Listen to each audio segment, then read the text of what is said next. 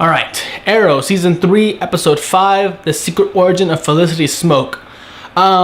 When I really thought about it, yeah, we didn't get much character or background of Felicity. We get hints back here and there, but no real full story behind her.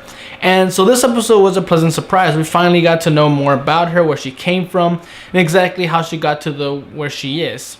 And it's so interesting to see her interact with her mother, even though some of the problems between the two don't seem that that bad. And also her background as a hacker is kind of cliche. I mean, I've seen it before in so many other shows about hackers, who are working now for the side of justice or something, who used to be college hacktivists, is like, and just trying to make a message. Is like, yeah, I've seen this before. What's new? And I will say how this episode starts was kind of funny. We've seen all the training montages between Roy and Oliver, Thea and Malcolm, and even Laurel and the boxer guy. And then here comes Felicity with her just barely doing a couple sit-ups. It's like, 1, 2. It's just like, oh, that's adorable compared to everyone else's training montage, which is badass and awesome, and cinematography is amazing. But here's just one girl with her couple of sit-ups, like, okay. And it's sad because those are usually the the training that most people do, the workouts that almost on average everyone uses. It's like but the workouts between Oliver and everyone else, those are the workouts we wish we kind of had, that we wish that could happen to us. But nope, the reality is, all we can do is a couple sit-ups and that's it. That's pretty much our workout. But either way, this episode, of course, being Felicity Smoak's episode, focuses on a villain from her background. And the minute she said that her college boyfriend was dead, I immediately thought, no, because here's the thing. When the government usually, apprehends hackers, there's always that off chance that they'll believe they can be used for their own purposes. Like, it's sort of like this person has skills, and if you applied in the right direction, can benefit you greatly. And I'm not gonna pretend like I know governments do this kind of thing, because I don't. But I'm saying, if I was in their position and I got a hold of a hacker of great skill, why not use them? Especially for protecting against other cyber terrorists. Use a cyber terrorist to tackle cyber terrorism. It's just fire with fire. Why not? But of course, what did bother me was at the end was like, after my time was up with the NSA, they just let me go. It was like, no. NSA does just like, oh, you hack for us for a couple of years, and then we just let you go do whatever you want with your hacking ability. Nah, you go ahead, have fun. You don't do that, because then this kind of stuff happens. He takes over an entire city and tries robbing banks.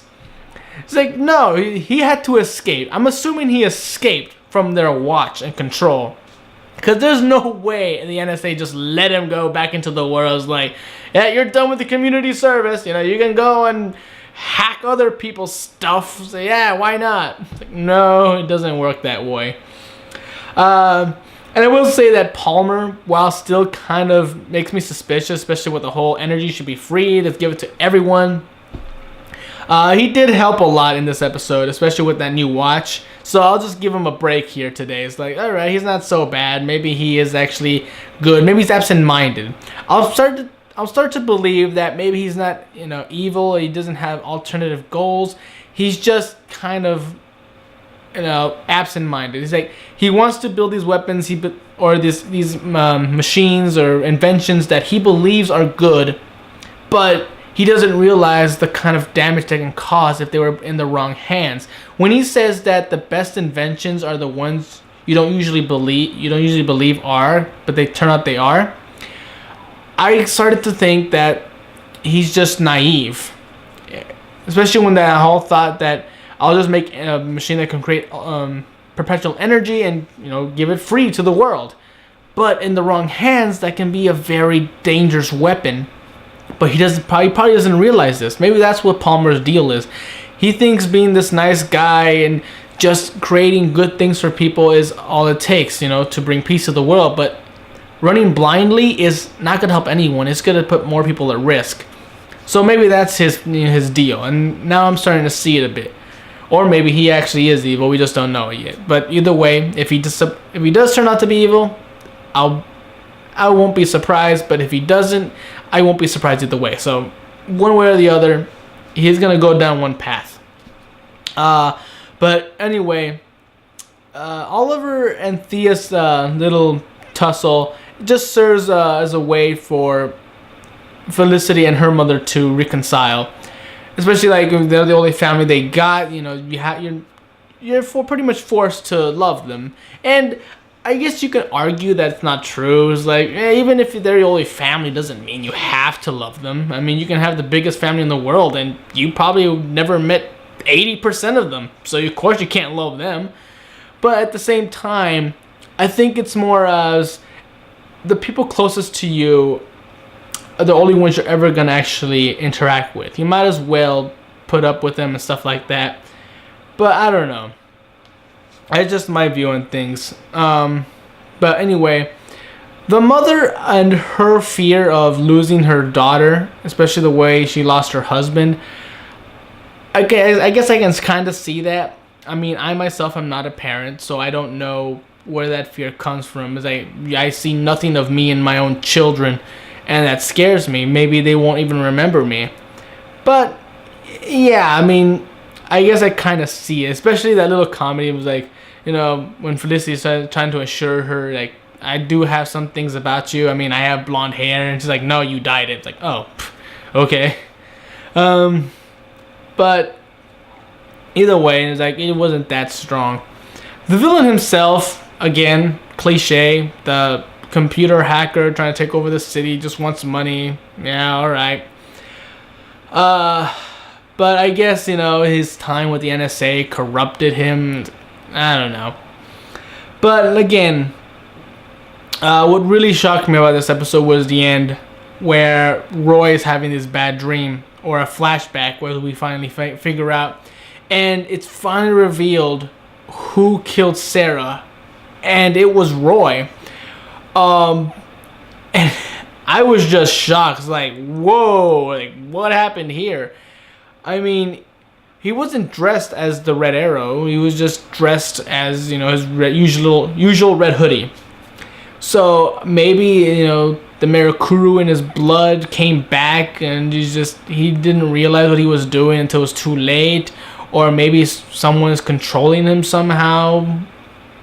Mind control, or maybe the Mirakuru itself is something that can be activated by someone. But who knows?